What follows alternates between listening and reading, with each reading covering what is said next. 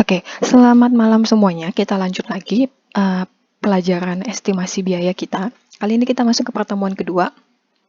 Pertemuan kedua kita akan bahas tentang biaya dan penggolongannya. Ya, jadi pertemuan kedua dan ketiga itu masih akan membahas tentang biaya dan penggolongannya.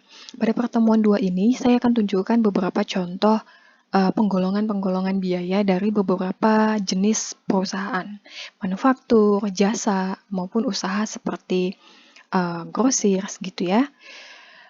Oke, pertemuan pertama kita sudah bahas bahwa akuntansi akuntansi itu ada beberapa, ada akuntansi keuangan, akuntansi manajemen. Akuntansi dan keuangan dan manajemen itu lebih ke seperti pelaporannya, ya. Jadi ada informasi biaya, pelaporannya seperti apa. Sementara akuntansi biaya itu lebih ke sebelum kita melakukan pelaporan, kita kan harus seperti menggolongkan biayanya, menggolongkan biaya-biaya yang memang digunakan oleh perusahaan untuk dilaporkan di akuntansi keuangan itu. Ya, jadi ini memang biayanya dilaporkan bagi pihak-pihak eksternal yang memiliki kepentingan, contohnya bisa bank, segala macam kreditur ya. Bisa bagi pihak internal. Untuk pihak internal biasanya bagi manajemen untuk membuat keputusan, mengambil keputusan, membuat rencana jangka panjang. Dan akuntansi biaya itu bersifat kuantitatif atau bisa diukur lalu dicatat gitu ya, dan pelaporannya itu di bagian ke akuntansi keuangan maupun di akuntansi manajemen. Ketika kita menggolongkan biaya, maka kita butuh metode-metode yang untuk menggolongkan biaya tersebut. Nah, metodenya ada beberapa dan di sini kita akan bahas. Sebelum saya bahas metodenya itu, kita akan masuk dulu biaya itu apa.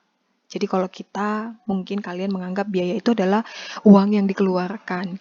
Sebenarnya biaya itu adalah jumlah uang yang dinyatakan dari jadi jumlah uang ini dikeluarkan dari sumber-sumber ekonomi yang memang dikorbankan. Bisa itu yang akan terjadi sekarang atau yang akan terjadi di masa depan. Tujuannya apa? Tujuannya adalah untuk mendapatkan sesuatu demi tercapainya tujuan perusahaan. Jadi bisa kita bilang bahwa sebenarnya biaya ini punya dua pengertian. Bisa dilihat sebagai harga pokok, ini bagi si perusahaan, dan bisa dianggap sebagai beban atau memang sumber ekonomi yang kita korbankan. Ya. Kapan dilihat sebagai harga pokok? Ketika harga pertukaran dari sumber ekonomi yang kita korbankan itu untuk mendapatkan sesuatu. Jadi ada pertukarannya. Sementara dia akan dianggap sebagai beban ketika sumber ekonomi yang kita korbankan itu, kita korbankan tujuannya adalah untuk mendapatkan pendapatan. Gitu ya. Jadi untuk mendapatkan pendapatan, kita akan anggap biaya ini sebagai beban. Tetapi ketika kita mau mendapatkan produk, gitu ya. Jadi beda ya, yang satu produk, yang satu pendapatan. Ketika kita mau mendapatkan produk, otomatis kita harus mengorbankan sesuatu. Kita anggap sebagai sumber ekonomi inilah yang kita korbankan. Sumber ekonomi ini bisa bahan baku, bisa tenaga kerja. Itu dianggap sebagai harga pokok. Jadi bisa dibilang harga pokok kita memandang biaya ini sebagai harga pokok dan beban, itu kita lihat dari sisi waktunya. Kalau di ujung, di akhir, untuk mendapatkan pendapatan ataupun keuntungan, kita akan menganggap dia sebagai beban. Ketika dia di awal, kita akan anggap dia sebagai harga pokok, gitu ya. Nah, untuk menggolongkan biaya, maka kita perlu menentukan objek-objek yang menentukan biaya tersebut. Jadi, misalnya biaya A, biaya B, objek yang membentuk biaya itu apa? Nah, objek itu adalah kegiatan ataupun aktivitas yang memerlukan pengukuran dan penentuan biaya. Itu adalah objeknya. Biayanya tadi ya seperti yang sebelumnya saya katakan. Nah, objeknya ini bisa kita tentukan dilihat dari produknya apa, jasa kah, bagian-bagian kah, atau departemen-departemennya kah, atau divisi-divisi. Yang memang kita mau ketahui kita mau ketahui sumber-sumber ekonomi yang akan kita korbankan nantinya. Nah, objek biaya itu selalu ada dalam perusahaan. Jadi ibarat kata gini, ketika saya mau mengeluarkan biaya, baik itu saya anggap sebagai harga pokok atau saya anggap sebagai beban, saya kan otomatis harus menentukan biaya ini untuk produk kah, untuk jasa kah, untuk bagian apa, penggolongannya gitu loh. Jadi bisa kita katakan bahwa sebenarnya objek biaya ini pasti selalu ada dalam setiap perusahaan, apapun produk yang dihasilkan, baik produk jadi ataupun jasa. dan apapun jenis organisasinya. Sehingga kita bisa sampaikan bahwa objek penentuan biaya, bahasa lainnya itu adalah costing atau pembiayaannya, yaitu proses penentuan harga pokok atau perhitungan biaya untuk kita melakukan sesuatu. Kategori objek biaya itu ada 3. Yang pertama adalah biaya untuk perhitungan harga pokok produk dan penentuan laba rugi periodiknya. Ada biaya untuk pengendalian manajemennya, dan yang ketiga adalah biaya untuk perencanaan dan pengambilan keputusan. Jadi biaya-biaya ini berbeda. Ada yang memang untuk si harga pokoknya, berarti ini adalah aktivitas produksinya, serta kita mau menentukan laba rugi perusahaan. Yang kedua, biaya ini bisa digolongkan untuk pengendalian manajemen. Ya, jadi manajemen perlu dikendalikan ya. Nah, itu ada perlu biaya. Yang ketiga adalah ketika misalnya manajemen tersebut mau melakukan perencanaan dan pengambilan keputusan, itu juga ada jenis biayanya. Kalau untuk penentuan harga pokok laba rugi perusahaan, biaya yang memang biasa banyak digunakan adalah biaya produksi ataupun non-produksi. Ada elemen-elemen biaya produksi, biaya pesanan, dan biaya proses. Ada biaya total dan biaya per unit. Lalu untuk pengendalian manajemen, itu biaya yang banyak digunakan, yang banyak dibahas adalah biaya terkendali dan tidak terkendali, biaya tetap dan biaya variabel. Contoh biaya tetap dan variabel, contohnya kalau misalnya kalian pernah dengar fixed cost, variable cost, total cost. Nah, itu biaya untuk pengendalian manajemen. Jadi biaya ini memang digunakan untuk mengendalikan. Jadi, harga pokok produk dan penentuan laba rugi lebih ke aktivitas produksinya di dalam manufacturingnya. Tetapi untuk mengendalikan, jadi setelah aktivitas produksi dijalankan, untuk mengendalikan semuanya, itu namanya biaya pengendalian manajemen. Lalu kalau biaya perencanaan ini ya memang untuk aktivitas perencanaan perusahaan, menentukan biaya marginalnya, biaya incrementalnya, seperti itu. Kalian bisa baca biaya HPP apa saja, biaya pengendalian manajemen apa saja, serta biaya untuk perencanaannya itu apa saja. Yang pasti yang akan banyak kita bahas itu adalah biaya di bagian si penentuan laba rugi. Ya, sebentar. Jadi kita akan lebih banyak membahas di sini, serta di sini. Kalau perencanaan mungkin nanti, biaya perencanaan ini mungkin nanti di ekonomi teknik. Jadi dasarnya yang satu dan yang satu ini. Oke? Kita next. Biaya produksi yang paling banyak akan kita bahas dan yang perlu kalian ketahui adalah bahan baku. Jadi memang segala biaya yang memang digunakan untuk aktivitas produksi. Butuhnya apa saja? Bahan baku, tenaga kerja, serta biaya produksi yang tidak langsung.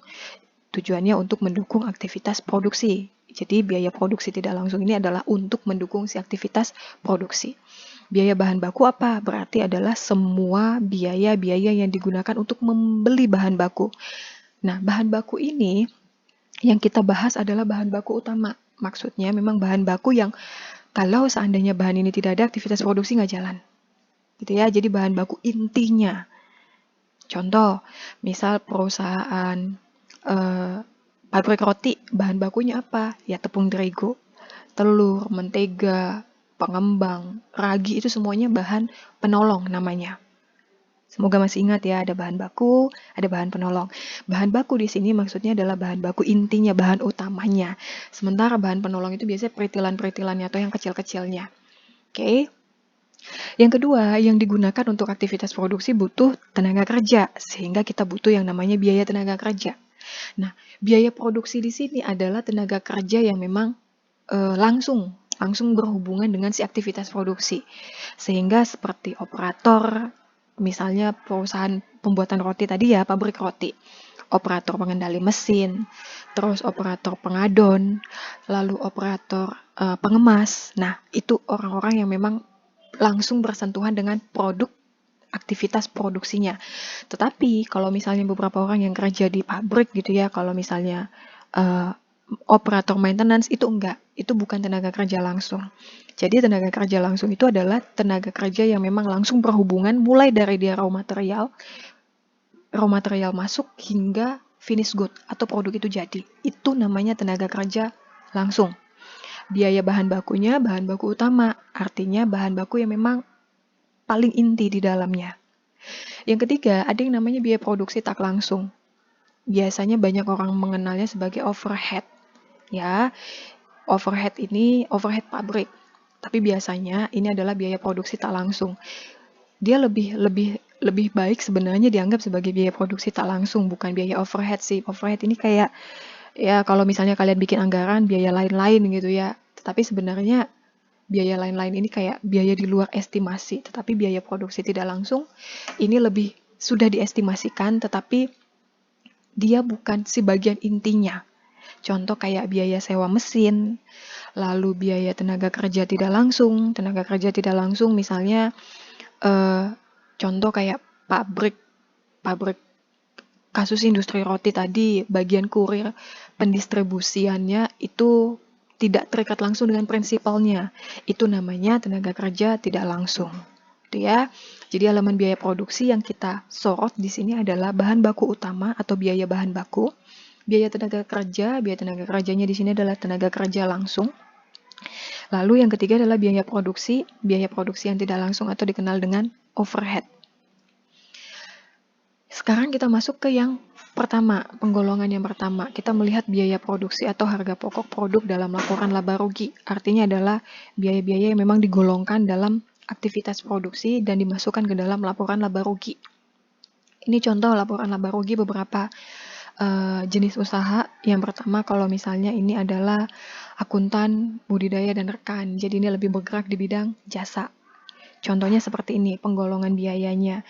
Dia menggolongkan pertama penghasilan, lalu dia total jumlah penghasilan. Nah, biaya operasinya, biaya produksinya, dia menganggap sebagai biaya operasi. Produksi kan lebih banyak dipakai di dunia manufacturing, sehingga dia menggunakan biaya operasi.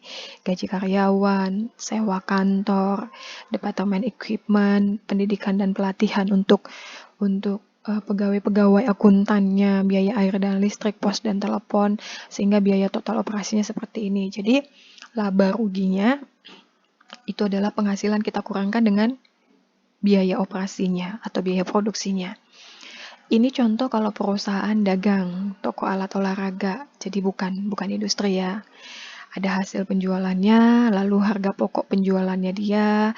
Nah, kalau perusahaan bedanya industri jasa dengan industri manufacturing ataupun bukan industri manufacturing yang sifatnya mungkin seperti distributor atau yang memang stok barang.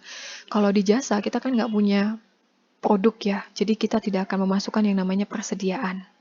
Ya, bedanya di situ. Kalau perusahaan jasa itu memang kita tidak menyetok barang, jadi kita tidak memasukkan persediaan. Itu kan uang yang tertumpuk ya, uang yang memang belum liquid istilahnya gitu.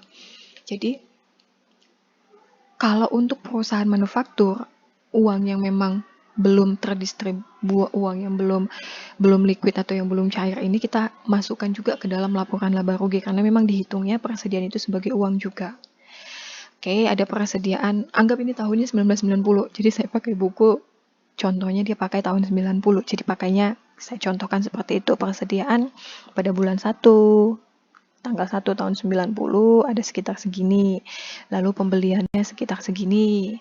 Harga pokok barangnya maka adalah pembelian itu saya kurangkan dengan pembelian itu dengan saya tambahkan dengan si persediaan. Pembelian di sini adalah ada aktivitas pembelian. Ya, setelah dikurangin ini itu, setelah dipotong ini itu, dipotong diskon kah, dipotong pajak kah, segala macam, totalnya adalah 750. Lalu persediaan tahun 90 juga di akhir tahun itu ada 125.000, sehingga harga pokoknya adalah sekitar 625. Maka laba kotornya hasil penjualan saya kurangkan dengan sisa dari harga pokok penjualan ini sekitar 350.000. Ada lagi biaya usaha. Nah, biaya usaha ada ini aja, biaya gaji karyawan, komisi penjualan, karena memang dia tidak produksi, ibarat kata dia adalah distributor yang memang lebih banyak fokusnya ke stokan barang, maka dia nggak ada bahan baku, maka jumlah biaya usahanya sekitar sekian. Jadi kalau 975 saya kurangkan dengan ini ada sekitar 262.000. Kalau dilihat-lihat labanya adalah 350, biaya usahanya 807.000. Dia ada ini ya, ada laba sekitar 350, 807. Coba ya, saya takutnya salah hitung lagi. Kalau ini kita kurangkan dengan ini, betul ya, 350 ya labanya. Itu laba kotor. Lalu biaya proses atau biaya usahanya itu sekitar berapa ini?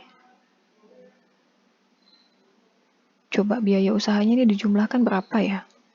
32, 40, 52, 60, 69, 61. Berarti kalau ini saya kurangkan dengan ini. Coba ya dikoreksi ya, nanti saya hitung ulang ya ini ya. Jumlah biaya usahanya masuk 807 sih. 80.000 kali ini. 80.750. Jadi kalau saya laba, saya kurangkan dengan biaya pengeluaran, laba ya usaha ini pengeluaran ya. Berarti dia punya laba sisa sekitar 262.500. Nah, ini kalau misalnya pabrik yang melakukan aktivitas produksi. Hasil penjualan dia sekitar 1.250.000. Dia juga punya pabrik kan masih punya ini ya warehouse ya. Jadi ada persediaannya. Persediaan juga dianggap sebagai uang. Maka laba kotor penjualannya itu sekitar 715. Kalau saya kurangkan dengan biaya usahanya, biaya usaha sekitar 328, maka dia masih punya laba sekian. Gitu ya. Jadi terlihat di sini bahwa perusahaan yang bergerak di bidang jasa itu ada beberapa penggolongan-penggolongan biaya yang memang tidak semuanya sama, tetapi yang pada dasarnya objek biaya itu setiap perusahaan itu berbeda-beda.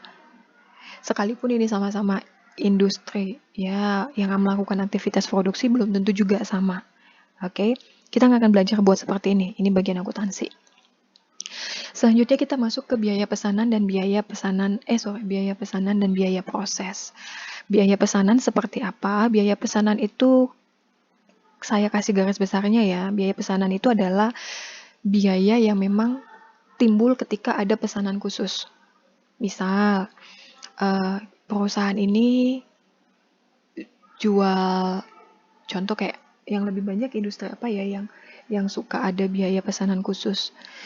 Karena kalau misalnya industri-industri yang udah skalanya massal, nah biaya pesanan ini banyak terjadi pada industri-industri yang aktivitas produksinya tidak massal.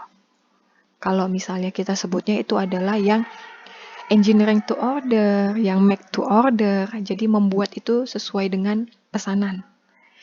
Contoh toko roti, kita misalnya request, saya mau bikin kue ulang tahun bentuknya seperti ini, bahannya mau ini.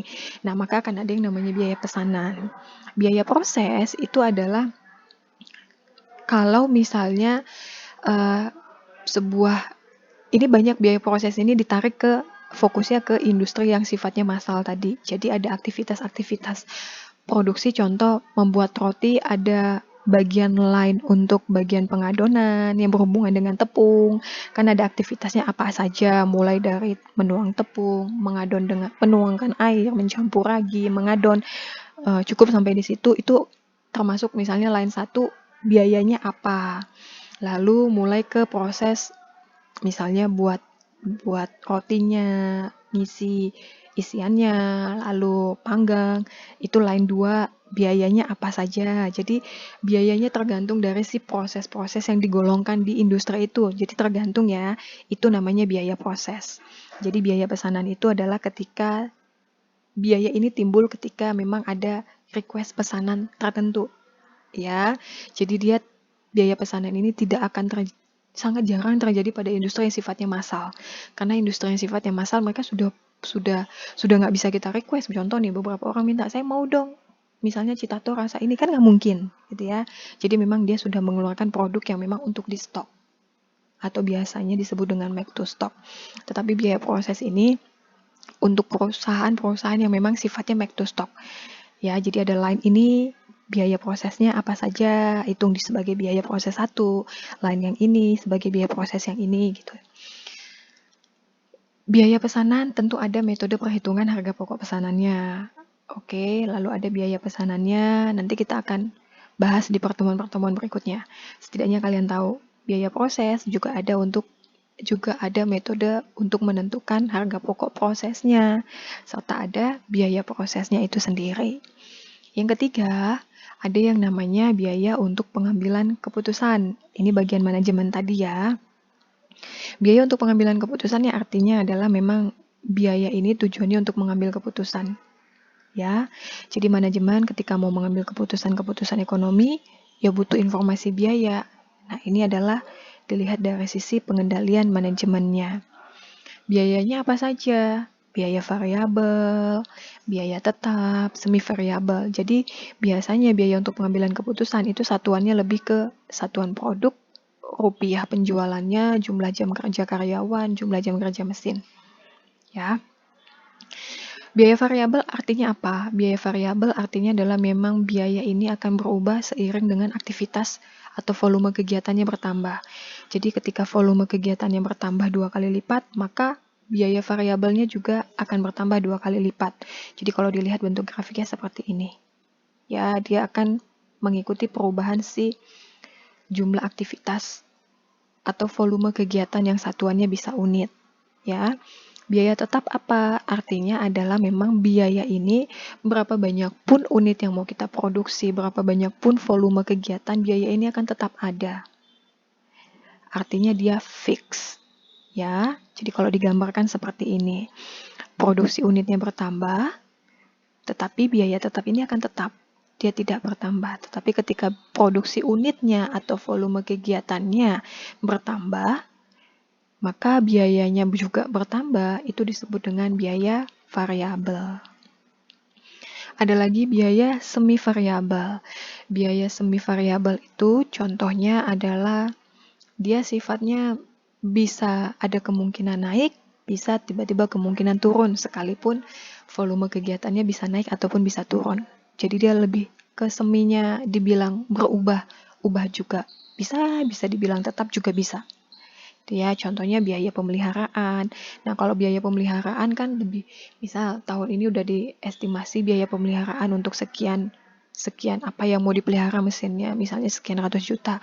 Tiba-tiba tahun depan banyak pun yang mau ditambahin ternyata masih dalam kategori biaya yang tetap. Jadi bisa dibilang dia lebih ke semi variabel.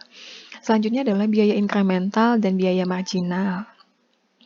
Biaya inkremental dan biaya marginal ini hampir bersamaan, tetapi perbedaannya itu ya di jumlah outputnya. Gitu ya. Kalau marginal, yang dilihat biaya marginal itu biaya yang akan bertambah ketika ada kejadian kenaikan 1 unit output. Jadi biaya ini akan naik ketika 1 unit output bertambah. Jadi biaya yang timbul akibat kenaikan 1 unit output. Tetapi yang namanya inkremental bukan 1 unit, tetapi sejumlah unit. Bedanya di situ. Inkremental sejumlah unit, marginal 1 unit output. Ya. Contoh, sebuah PTX itu menghabiskan $200.000 untuk memproduksi 5.000 botol kaca. Jadi biasanya untuk memproduksi 5.000 botol kaca, mereka sudah biasa mengeluarkan $200.000. Berarti kalau kita lihat per botol kaca, biayanya adalah $40. 200.000 saya bagi dengan 5.000 botol kaca. Maka per unit 4.000. Ya. Nah, kemudian dia mau meningkatkan dari 5.000 menjadi 10.000 botol. Biaya yang naik itu menjadi $250.000 atau kenaikannya sekitar 50.000 untuk menambah 5.000 botol. Berarti PTX ini menghabiskan $25.000 per botol. Jadi kalau misalnya kita lihat 10.000 botol, biaya operasinya itu $250.000. Berarti per botolnya adalah $25. Kalau mau dilihat inkrementalnya mana? Inkrementalnya adalah, saya kurangkan dulu nih, kan sekelompok. Ya, berarti 250 biaya akhir, dikurangi dengan biaya produksi mula-mula itu 200.000, berarti 50.000 untuk penambahan 5.000 botol kaca. Betul ya? Dari 5.000 menjadi 10.000, penambahannya 5.000. Jadi inkremental itu adalah $50.000 untuk penambahan biayanya $50.000 penambahan sekelompok unit outputnya berapa? 5.000 botol kaca. Oke, biaya marginalnya berapa? Biaya marginal itu adalah per satuan unit output. Karena tadi biaya penambahannya 5.000 untuk mendapatkan tambahan 5.000 botol kaca, maka per unit biaya marginalnya itu adalah $10 per botol. Nah, biaya incremental sama biaya marginal ini tujuannya untuk apa? Nah, ini digunakan bagi perusahaan ketika dia mau melakukan keputusan jangka panjang. Misalnya setahun gitu ya, jangka panjang atau jangka menengah atau jangka pendek. Jadi mereka kan nggak mungkin ya perusahaan itu harus gini. Kita namanya mengestimasi gitu ya. Jadi kita punya patokan dasar. Kenapa saya bisa mengestimasi sekian? Gitu ya. Salah satu biaya informasinya adalah dari biaya incremental dan biaya marginalnya. Saya akan melakukan estimasi ketika saya tahu nih, ternyata untuk menghasilkan 1 unit output, biaya yang saya butuhkan ternyata biaya operasinya itu cuma $10. Gitu ya. Jadi, waktu saya mau menghasilkan sebuah botol, biaya operasi itu $10. Tetapi untuk menghasilkan 5.000 botol, saya butuh $50. Gitu ya. Oke, materi untuk pertemuan kedua cukup sampai di sini. Kalian bisa akses di e-learning serta buka di YouTube saya. Tapi masuk dulu di e-learning jadi YouTube ini diakses dari e-learning ya. Diakses dari e-learning untuk sebagai bahan absensinya. Oke, sampai di sini pertemuan kedua. Kita akan masuk di pertemuan ketiga tentang biaya dan penggolongan juga. Sampai ketemu, terima kasih.